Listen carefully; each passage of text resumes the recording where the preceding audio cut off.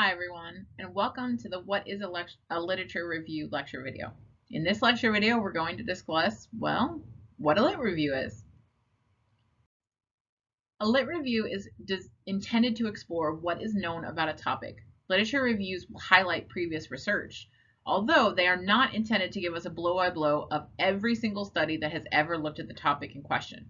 However, literature reviews will provide us with important themes about the topic, including what other people have found and how previous research findings have agreed or disagreed with one another.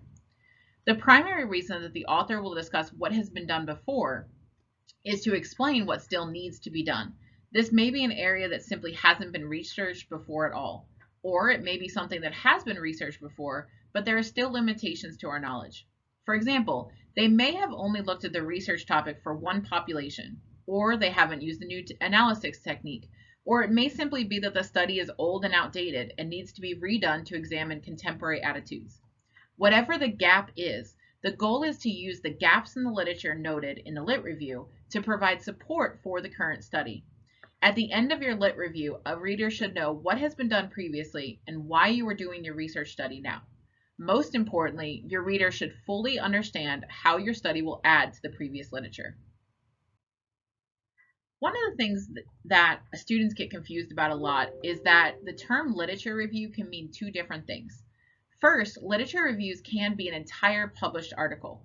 Published literature reviews are usually designed to highlight a gap in the research, and they encourage other researchers to fill the gap. But the literature review article will not do any empirical research itself, meaning the authors didn't collect any data, they didn't analyze their own results. It won't even have a methods or results section.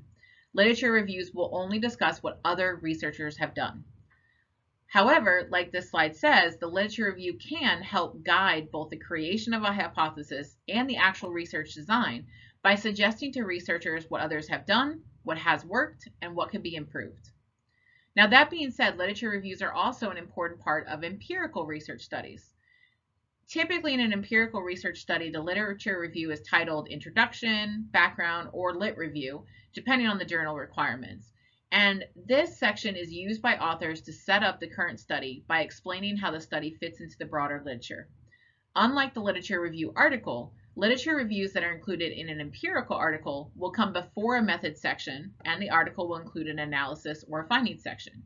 So when you're asked to review a literature review, understand that you could be asked to review either the entire article, in the case of a lit review article, or just the front section of a paper in the case of empirical article.